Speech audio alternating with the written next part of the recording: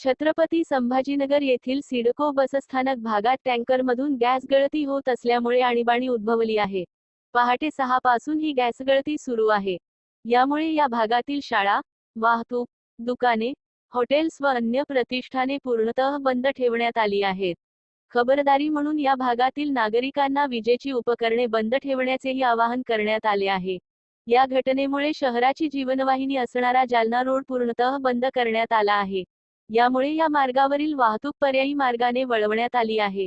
पहा या घटनेशी संबंधित काही निवडक फोटो. सातत्याने टँकरवर पाणी मारणे सुरू आहे. जळगावची इमर्जन्सी रेस्क्यू टीम दाखल झाली असून गॅस लिकेज थांबवण्याचा प्रयत्न केला जात आहे. गॅस लिकेज होत आहे परंतु टँकरमध्ये गॅस पूर्णपणे भरलेला दिसत आहे. यावर उपाय म्हणून हा गॅस दुसऱ्या टँकरमध्ये भरण्याची व्यवस्थाही करण्यात आली आहे. जर अशाच प्रकारे प्रोसेस सुरू राहिली तर जवळपास 30 तास लागण्याची शक्यता आयुक्तांनी वर्तवली आहे.